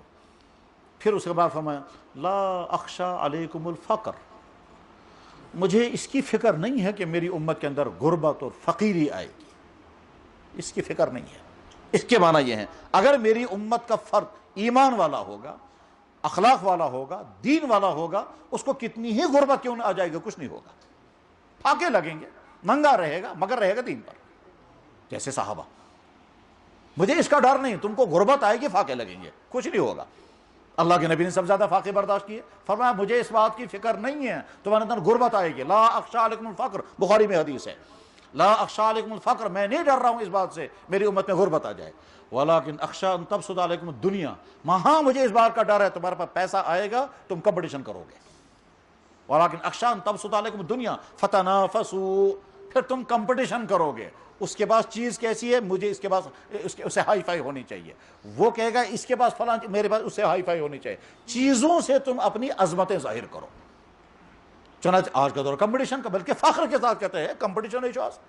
آج جو کمپٹیشن کا زمانہ، کپڑوں کا کمپٹیشن، گاڑیوں کا کمپٹیشن، جوتوں کا کمپٹیشن، حتیٰ کہ معمولی قلم کا کمپٹیشن۔ ایک دفعہ ایک صاحب مجھے ملے، کہنے لگا 5,000 کا قلم ہے یہ، میں نے کہا میرے پاس 5 روپے کا لیڈ ہے، دیکھتے ہیں کون اچھا لکھے گا، اور قلم نہیں لکھتا ہاتھ ہے، لکھتا دماغ ہے، 5 روپے کا لیڈ سے بھی وہی لکھا جائے گا 5,000، وہ فخر کے ساتھ کہتے ہیں۔ تو چیزوں کا کمپٹیشن، حتیٰ کہ بعض دفعہ والدین کمپٹیشن کر رہے ہیں، آپ کے بچے کون سے سکول میں، ہمارے بچے کون سے سکول میں، بچے کیا پڑھ رہے ہیں یہ نہیں، سکول کی بنیاد پر ہم کہیں گے ہم کچھ اور ہیں، آپ کچھ اور ہیں، آپ پست لوگ ہو، ہم ہائی فائی ہیں کیونکہ ہمارا بچہ فلانے سکول میں، تو وہاں سکول میں بچے کو کیا پڑھا رہے ہیں اس کی پرواہ نہیں، نام سے اپنے آپ کو بڑا دکھانا، یہ سب حماقتیں ہیں، حقائق نہیں ہیں، یہ حقائق ہی ہیں۔ آپ کی عظمت آپ کے کپڑوں سے نہیں، آپ کی عظمت آپ کے 1 لاکھ کے موبائل سے نہیں، آپ کی عظمت آپ کے کیریکٹر سے ہے، آپ کا کیریکٹر کیسا، آپ کا اخلاق کیسا، آپ کا اٹھنا بیٹھنا کیسا، آپ کا بیہیویئر کیسا، اس سے ہم سمجھیں گے یہ کیسا انسان ہے۔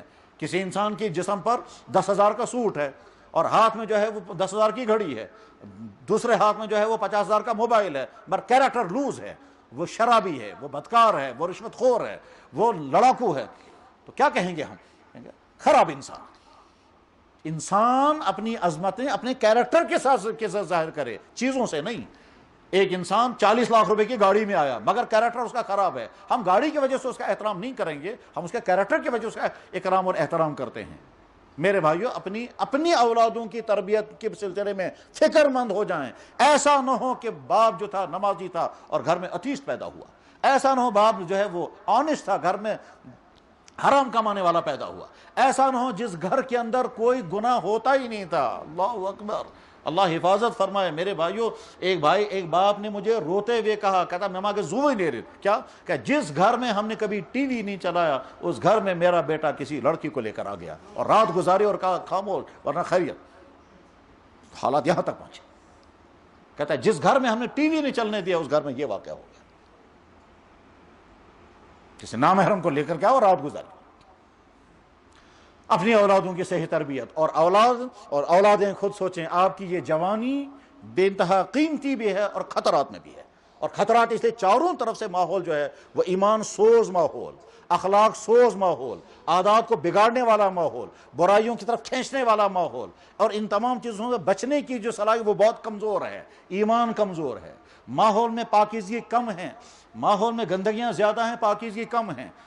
چلہ کلام میں ہر چیز ٹھنڈی ہوتی ہے، اور ہر چیز ٹھنڈی ہوتی ہے، سردی کا مقابلہ کرنا ہے، آپ کو کپڑے بھی پہننے پڑیں گے، آپ کو چادریں بھی جمع کرنی ہوں گی، آپ کو کانگڑی صاحبہ بھی ساتھ رکھنی پڑے گی، آپ کو غرض ہے کہ انتظامات کرنے ہوں گے، کیونکہ چلہ کلام ہے۔ بس ٹھیک اسی طرح سے آج کا ماحول فحاشی کا ماحول ہے، غلط تعلقات کا ماحول ہے، ڈرگز کا ماحول ہے، رشوتوں کا ماحول ہے، فیشنوں کا ماحول ہے، فضول خرچیوں کا ماحول ہے، اور یہی گانوں کا ماحول۔ اس ماحول کے اندر آپ اپنی جوانی کو تب تک نہیں بچا سکیں گے جب تک اپنی جوانی کی کڑی حفاظت نہیں کریں گے، اور اس کڑی حفاظت کرنے کے لیے اپنے آپ سے لڑنا ہوگا، اور بہت سخت لڑنا پڑے گا۔ آپ کا نفس ابھارے گا میں بھی یہ کروں گا، اس سے لڑنا ہوگا۔ آپ کا نفس ابھارے گا میں یہ کروں گا، کیونکہ جب چاروں طرف سے وہی منظر دیکھنے میں آئیں گے، وہی خرابیاں دیکھنے میں آئیں گی، آپ کا نفس کہے گا جب سیری کراں تو بوئی کیس بھی میں ہی کیوں پیچھے بیٹھوں گا۔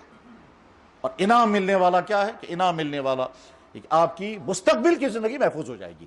اگر آپ اس وقت اپنے آپ سے لڑنے میں کامیاب ہو گئے، اپنے آپ کو کنٹرول کرنے میں کامیاب ہو گئے، ان بری عادتوں میں جن بری عادتوں میں آج کے نوجوان تباہ ہو رہے ہیں، وہ چاہے ڈرگز ہوں، چاہے زناکاریاں ہوں، چاہے غلط تعلقات ہوں، یا رات کو گندی ویب سائٹیں دیکھنا ہوں، دماغ میں بری باتیں ہوں، جتنی خرابیاں ہیں، ان خرابیوں سے اگر آپ اپنے آپ کو بچانے میں کامیاب ہو گئے تو آپ کی مستقبل کی زندگی محفوظ، اور اگر کامیاب نہیں ہوئے تو آپ کی مستقبل کی زندگی تباہ ہو جائے گی۔ اور یاد رکھنا چاہیے کہ جب کوئی انسان حرام لذتوں سے فائدے اٹھاتا ہے تو حلال لذتوں سے اللہ اس کو محروم کر دیتے ہیں۔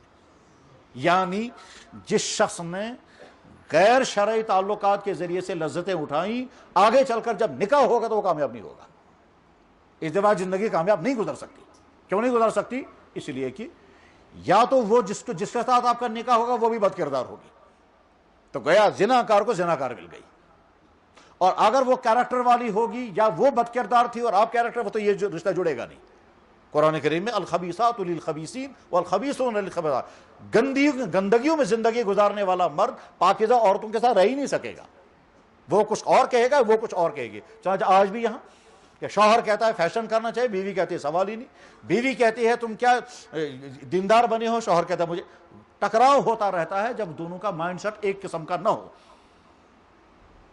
اور اگر ایک جوان نے اپنی جوانی بچا لی ان تمام گندے کاموں سے، جن گندے کاموں میں جوان تباہ ہوتے ہیں، تو انعام اس دنیا میں ملے یا نہ ملے، ایک بہت بڑا انعام اللہ تعالیٰ شانوں کی طرف سے رکھا گیا ہے۔ وہ کیا کہ حدیث میں ہے، بخاری شریف میں بھی حدیث ہے، سبعۃ فی ظل العرش یوم لا ظل الا ظل عرشہ، 7 آدمی قیامت کے دن عرش کے سائے کے نیچے ہوں گے جس دن کہیں کوئی سایہ نہیں ہوگا۔ افسوس ہم آخرت کے بارے میں بولتے ہیں، سنتے ہیں، بعض دفعہ ڈیٹیل پڑھتے بھی ہیں، لیکن جیسا اس کو محسوس کرنا چاہیے ویسا محسوس نہیں کر پاتے۔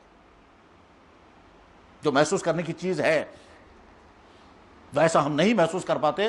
حقیقت ہے یہ، وہ آخرت جو یقینی ہے، وہ قیامت جس میں یقیناً پیدا ہونا ہے، جس میں بچنے کی کوئی صورت ہی نہیں ہے، لازماً ہر ایک کو پیدا ہونا ہے وہاں، اور انسان قبروں سے نکلیں گے۔ قرآن نے منظر بیان فرمایا، اس قبروں سے نکلنے کے بعد پھر کپڑے نہیں ہوں گے، کھانا نہیں ہوگا، پانی نہیں ہوگا، جوتے نہیں ہوں گے، بچنے کی جگہ نہیں ہوگی، سایہ کہیں نہیں ہوگا، سستانے کی صورت کوئی نہیں ہوگا، آرام کی کوئی شکل نہیں ہے۔ اچھا دن ڈوبنے والا نہیں ہے، 50,000 دن کا ایک دن، اور اس آخرت میں ہم کو کھڑا رہنا ہے، ننگا بدن، کپڑا کہیں نہیں، بھوکا پیٹ، کھانا کہیں نہیں، پیاسی پیاس کی حالت میں پانی کا قطرہ کہیں نہیں ہے، نیچے تپتی ہوئی زمین ہے، اوپر سے تپتا ہوا سورج، کہیں کوئی درخت نہیں جس کا سایہ مل جائے، کہیں کوئی چٹان نہیں جس کے نیچے بیٹھ سکیں، کہیں کچھ نہیں ہے۔ اب تمنا کرے گا موت، وہ موت بھی نہیں آئے گی۔ انسان اپنے آپ کو مارنا چاہے گا، مار بھی نہیں سکے گا۔ تو گئے وہ آخرت یقینی ہے۔ اللہ تعالیٰ فرماتا میں نے تمہیں دنیا میں اکیلا بھیجا تھا، اکیلے واپس آؤ گے اور اکیلا کھڑا کروں گا۔ وہ دن جس دن نہ باپ اپنی اولاد کو پوچھے گا، نہ شوہر بیوی کو پوچھے گا، نہ دوست کو پوچھے گا، یوم یفر المرء من اخیہ و امہ و ابیہ۔ اس قیامت کے دن، اس پریشانی کے عالم میں، اس پریشانی کے عالم میں کیا ہوگا؟ تو اللہ کے نبی فرماتے ہیں 7 آدمی اس دن عرش کے سائے کے نیچے ہوں گے، اور دوسرے نمبر پر وہ جوان جس جوان نے جوانی میں اپنی جوانی ان تمام گندے کاموں سے بچا لی ہوگی۔ اتنا بڑا انعام ملنے والا ہے۔ चुनाची जो जवानी के आगे निकल गए वो अब अपनी पिछली जिंदगी को देखेंगे, मैं क्या क्या करूँ, तब अब क्या करें, वो दौर गुजर चुका है। काश मुझे उस वक्त समझ में आता मैंने ये गलती न की होती, मैंने ये गलतियां न की होती। मेरे भाइयों, जो जवानी के आगे गुजर गए, जिनकी निकाह हो गए, जो 40 साल से आगे चले गए, अब वो पिछली जवानी को सोचते हैं कि साहब मैंने, अब सारी वो रील नजर आएगी, कॉलेज में मैंने क्या क्या किया, घर में मैंने क्या किया, फलां जगह घूमने गए थे, गुलमर्ग पहलगाम, वहाँ हमने क्या क्या किया, फलाने होटल में हमने क्या किया, फलाने शिकारे में बैठकर हमने क्या किया है, चोरियां कहाँ की हैं, नामहरमों के साथ क्या ताल्लुकात कैसे जोड़े हैं, धोखे कैसे दिए हैं, लड़ाइयाँ कैसे की हैं, कत्ल, सारे जराइम याद आते रहे। उस वक्त इंसान पछताता है, तड़पता है। बल्कि बाज़ लोगों का हाल तो यह है कि उनका सुकून छिन जाता है, वो डिप्रेशन का शिकार होता था अपने पिछले जुर्मों की ज़िंदगी देखकर। इसलिए जो इस वक्त जवानी की ज़िंदगी गुजार रहे हैं, अपनी जवानी की हिफाजत करें। और एक हदीस में अल्लाह के नबी अलैहि सल्लम ने फरमाया 5 बातों का जवाब दिए बगैर अपने घर से हट नहीं सकोगे। उन 5 बातों में से एक सवाल ये होगा, जवानी बताओ कैसे गुजारी थी। हालांकि अल्लाह को मालूम है कि कौन इंसान कैसी जवानी गुजार रहा है, मगर इसके बावजूद खुद इंसान, तुम खुद बोलो क्या क्या किया है। जवान पान है, तुम खुद अपनी कहानियां सुनाओ तुमने क्या क्या किया है। अब इंसान अगर जबान से छुपाना भी चाहेगा तो क्या करेगा, जिस्म बोलने लगेगा। और कुरान में 4 जगह पर अल्लाह ने बयान फरमाया, तुम्हारा जिस्म मुझसे बातें करेगा, तुम्हारा जिस्म सारी रुदात सुनाएगा। यहां तक कि अल्लाह हिफाजत फरमाए, खाल खाल के साथ टच कर गई। खाल खाल के साथ कैसे टच करेगी, इसको अगर मैं मिसाल में समझाना चाहूंगा तो मैं मिसाल में ये देख सकता हूं। फर्ज करते हैं किसी खातून का अल्ट्रासाउंड हो रहा है, उस अल्ट्रासाउंड में अल्ट्रासाउंड करने वाले ने उसके जिस्म को टच किया बुरे जज्बात के साथ, गलत तसव्वुरात के साथ, और लज्जतें महसूस की। यह है वो टच करना। कहते यही हाथ तुम गवाही देगा, इसने फलाने को छुआ था, ये छूने में इसका इंटेंशन कुछ और था। गाड़ी में बैठे हैं, दाएं या बाएं कोई फीमेल अजनबी है और कंधे से कंधा मिला। आप मेटाडोर में हैं, रश ज्यादा है, और रश में ज्यादा होते होते नजदीक में टच कर गया बदन से बदन, और बदन से बदन टच कर गया, दिल में लज्जत महसूस की। तवाफ होता है, वहां बहुत ज्यादा भीड़ हो जाती है तो मस्तूरात भी आ जाती हैं, और कभी दाएं तरफ मस्तूरात, कभी बाएं तरफ मस्तूरात, कभी पीछे से मस्तूरात, कभी आगे, ठीक। और इतना टच हो जाता है कि यहां सोच भी नहीं सकते हैं वहां तुम्हारा तसव्वुर क्या रहा है। यह है खाल से खाल मिल जाना। और अगर हैंडशेक किया जा रहा है तब, और अगर इससे आगे बढ़ करके कुछ और टचिंग हो रही है, मेरे भाइयों, कुरान करीम में अल्लाह ताला फरमाते हैं, हत्ता इज़ा मा जाऊहा शहीदा अलैहिम समउहुम व अबसारुहुम व जुलूदुहुम, तुम्हारी खाल गवाही देगी तुमने इस खाल का टचिंग दूसरे के साथ किस तसव्वुर से किया था। ये खाल बोलने लगी। पहले जमाने में लोग कहते थे ये किस तरीका था, शाम ये कब का तरीका। आज ये सवाल खत्म हो गई है। क्यों खत्म हो गई? हमारे बहुत सारे मुहक्किकीन, और उनमें से खास तौर पर हजरत मौलाना अनवर शाह साहब रहमतुल्लाह अलैह फरमाया करते थे, इंसान अपने हाथ से बहुत सारे वो काम करेगा जिन कामों के होने पर वो एतराज करता है ये कितकन जो मुमकिन।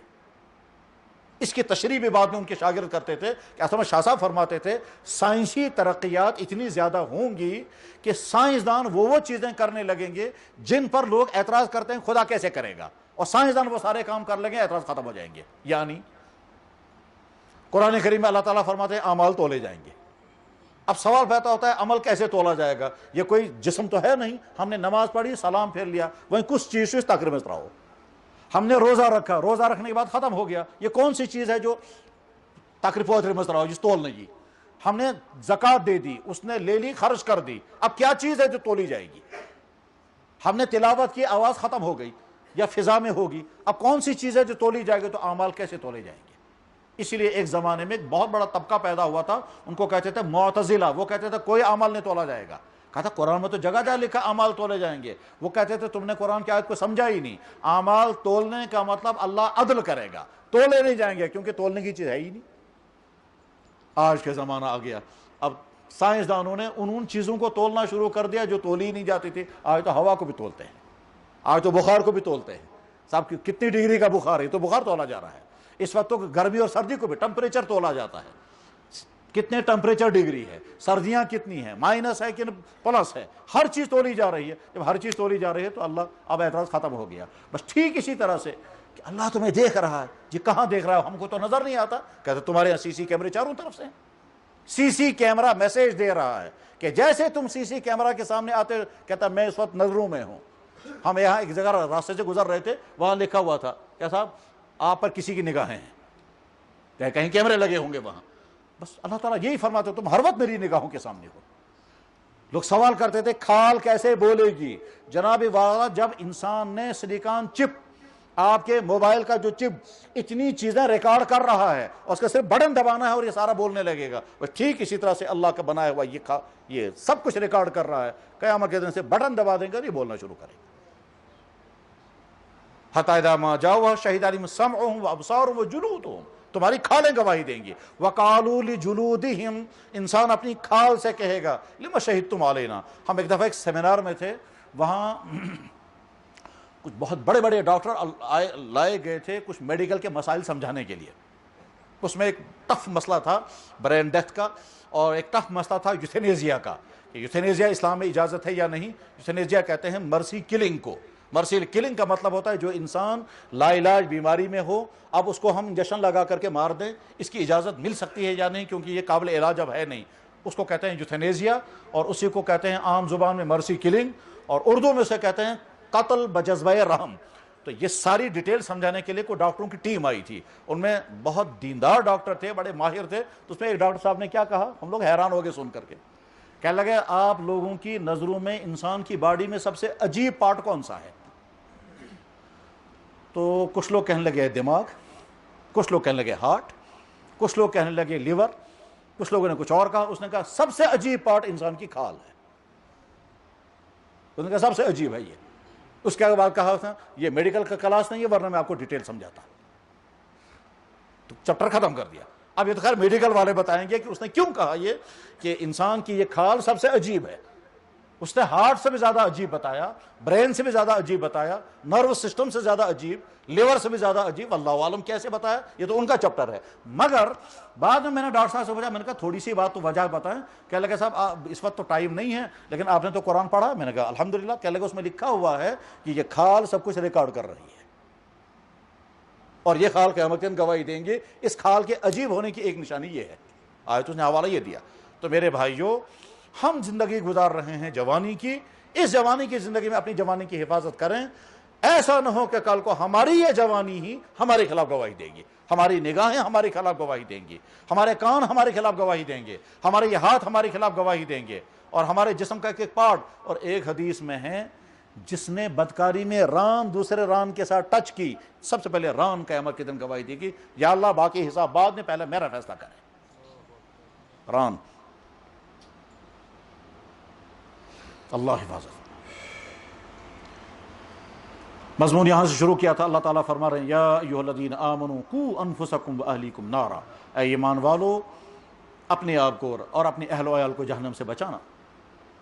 اور دوسری آیت وَاعْلَمُوا انما اموالکم واولادکم فتنہ, اے ایمان والو تمہارا مال آزمائش ہے تمہارے لیے, پیسہ آنے پر تم بگڑو گے تو نہیں, اور تمہاری اولاد تمہاری آزمائش ہے, اولاد ملنے پر تم کوتاہی تو نہیں کرو گے ان کی تربیت کرنے میں, کوتاہی تو نہیں کرو گے ان کی تربیت کرنے میں, ورنہ انجام کیا ہو جاتا ہے؟ انجام ہوتا ہے, اللہ کے نبی دعا کرتے ہوئے کہتے تھے یا اللہ ایسی اولاد سے مجھے بچانا جو اولاد میرے لیے وبال بن جائے. کوشش خدا یہ تس اولاد نے بچے جس اولاد میں ہم کہتے مصیبت بنی. حالانکہ اللہ کے نبی کے گھر میں کوئی ایسی اولاد نہیں تھی, مگر پھر بھی آپ نے یہ دعا کی سکھانے کے لیے, میسیج دیا اولاد کے لیے اور والدین کے لیے کہ اولاد کی تربیت کرنا, ورنہ آگے چل کر کے تم کہو گے کہ اولاد ہمارے لیے مصیبت بن گئی. چنانچہ میں ایسے بھائیوں کو جانتا ہوں جو کہتے تھے ام خود بہتر بے اولاد ہے ٹھیک, مگر یوتھ اولاد کو نہ سنے. اور والم تم یاد رکھو تمہاری اولاد تمہاری آزمائش ہے, امتحان میں, تمہارا پیسہ تمہارے لیے امتحان آزمائش ہے. اس پیسے کی وجہ سے تم بگڑ بھی سکتے ہو, اور اس پیسے کی وجہ سے نہ جانے تم کیا کیا کر سکتے ہو. اور حدیث سنائی تھی جو یہاں باہر بھی کسی بھائی نے لکھی ہے, کہ ترجمہ اس کا ہے تم میں سے ہر شخص نگران ہے, الا کلکم راعٍ, تم میں سے ہر شخص نگران ہے. ایک بات اب ہمارے بہت بڑے عالم سے ملاقات ہوئی تھی جو ایران کے اندر سنیوں کے شیخ الاسلام ہیں. تو اب ان سے درخواست کی گئی تھوڑا سا خطاب کریں, تو انہیں یہ حدیث سنائی. اور سنانے کے بعد کہا الا کلکم راعٍ، تم میں سے ہر شخص چرواہا ہے۔ تو آپ سوال کریں گے اللہ کے نبی نے نگران کو چرواہا کیوں کہا؟ تو جواب اس نے بتایا، کہنے لگا میں چرواہا رہا ہوں، میں بتاتا ہوں آپ کو چرواہے کا کام کیا ہوتا ہے۔ کہنے لگا چرواہا اپنی جان کی اتنی حفاظت نہیں کرتا جتنے اپنی بکریوں کی، تب وہ زندہ رہ سکے گا۔ وہ سوتا بعد میں پہلے ان کو سلائے گا، اور جانوروں کے اٹھنے سے پہلے خود اڑ جاتا ہے۔ اپنے پانی کی فکر بعد میں کرے گا، پہلے جانوروں کو۔ اب جانوروں کی گھاس کی فکر پہلے کرے گا، اپنے کھانے کی فکر، اور وہ ہم منظر دیکھتے ہیں ان بکر والوں کا۔ تو اللہ کے نبی نے فرمایا تم میں سے ہر شخص ذمہ دار ہے، ہر شخص نگران ہے، اور پوچھا جائے گا تم نے اپنی بیوی کے حقوق ادا کیے، تمہارے اپنی بیٹیوں کے حقوق جسمانی عطا کیے، تربیت بھی کی تھی یا نہیں، تمہارے گھر میں تمہاری اولادیں تھیں وہ بگڑ تو نہیں گئی تھی، پوچھا جائے گا۔ اور جو جوانی کی زندگی گزار رہے ہیں میرے بھائیوں، آپ اپنی جوانی کی بہت اچھی طرح سے حفاظت کریں۔ اتنا اہم معاملہ ہے کہ علامہ اقبال کو عرصہ طویل تک پہلے تو اولاد نہیں ہوئی، اور اخیر میں اللہ نے اولاد عطا فرمائی۔ وہ بیٹا پیدا ہوا تھا، اس کا نام تھا جاوید، ان کی ابھی کچھ دنوں پہلے وفات بھی ہوئی ہے، اور بیٹی پیدا ہوئی تو اس کا نام تھا منیرہ، جاوید اور منیرہ۔ اقبال کے سامنے کچھ نوجوان بگڑے ہوئے نوجوانوں کا منظر آیا تو وہ بے قرار ہو گئے۔ اس کے بعد وہ پوری کتاب لکھی انہوں نے صرف جوانوں کے لیے۔ اسے میں کہتے تھے خراب کر گئی شاہین کو صحبت زاغ، کہنے لگا تم مسلمان نوجوان شاہین ہو، تم جب کووں کے ساتھ رہو گے تو کوے جیسے بنو گے، یعنی تم تو پاکیزہ کردار والے جوان تھے، تم زناکاریوں میں، بدکاریوں میں، شراب خوریوں میں، آوارگیوں میں، فیشن پرستیوں میں مبتلا ہو گئے، تم ایسے ہی جیسے شاہین جو ہے وہ کوا بن گیا۔ خراب کر گئی شاہین کو، وہی کا عقابی روح بیدار ہوتی ہے جب جوانوں میں نظر آتی ان کو اپنی اندر۔ اپنے بیٹے کو کہتے ہیں میری تمنا یہ ہے کہ تیری جوانی رہے بے داغ، میری تمنا یہ ہے کہ تیری جوانی رہے بے داغ۔ اور ایک دفعہ ایک جوان ان کے پاس آیا، کہنے لگا جی ڈاکٹر صاحب میں چاہتا ہوں بس میں ہائی فائی ڈگری آ جائے، پھر میرے پاس بنگلہ ہونا چاہیے، پھر میری شادیاں ہونی چاہیے، پھر میں دنیا بھر کو ٹور کروں گا۔ تو اقبال نے اس وقت کہا تھا تیری دعا ہے کہ تیری آرزو ہو پوری، میری دعا ہے کہ تیری آرزو بدل جائے۔ تو کیا مانگ رہا ہے، میں کیا چاہتا ہوں، تو کیا بننا چاہیے۔ اپنی جوانی کو صحیح ڈگر پر چلائیں، جو اس وقت پڑھ رہے ہیں بہت محنت سے پڑھیں، بہت قابلیت پیدا کریں۔ آج کی دنیا میں قابلوں کی ضرورت ہے، ناقابلوں کو کوئی نہیں پوچھتا ہے۔ ہاتھوں میں ڈگریاں لے کر قابلیت کچھ نہیں ہے، آپ کی ڈگریاں کچھ نہیں کر سکیں گے، اور جو قابل ہوتا ہے اس کو چاروں طرف سے آفر آج ہی آتے ہیں۔ قابلیت پیدا ہوتی ہے محنتوں سے۔ ساری توجہ اپنی پڑھنے پر، اپنے کردار کو بچانے پر، نمازوں کی پابندی، قرآن کریم کی تلاوت، بری ویب سائٹوں سے اپنے آپ کو دور رکھیں، سارے لٹریچر پڑھیں، اپنی آنکھوں، اپنے کانوں اور اپنی دماغ کی حفاظت کریں۔ وہ چیزیں اپنی آنکھوں سے بالکل نہ دیکھیں جس کا صرف نقصان ہوگا، فائدہ کچھ نہیں۔ وہ چیزیں اپنے کانوں سے ہرگز نہ سنیں جس کا صرف نقصان ہوگا، فائدہ کچھ نہیں۔ وہ چیزیں اپنی دماغ سے بالکل نہ سوچیں جس کا صرف نقصان ہوگا، فائدہ کچھ نہیں۔ نادان ہے وہ جوان جو رات کو پڑھنے بیٹھتے ہیں، جی مجھے پڑھنا ہے، کانوں میں میوزک، ہاتھ میں کتاب۔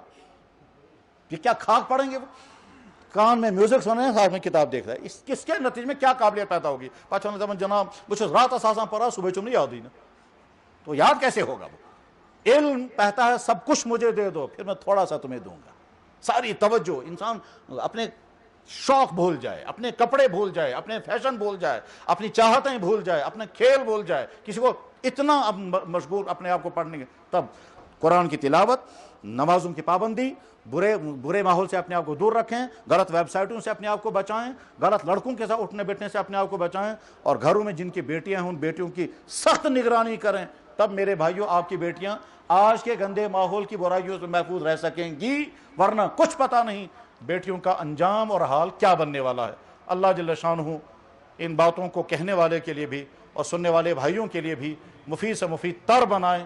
اللہ ہمارے ایمان کو، ہمارے اخلاق کو، ہمارے عادات کو، ہمارے مزاج کو، ہمارے کیریکٹر کو محفوظ سے محفوظ تر رکھے۔ وآخر دعوانا ان الحمد للہ رب العالمین برحمتک یا ارحم الراحمین۔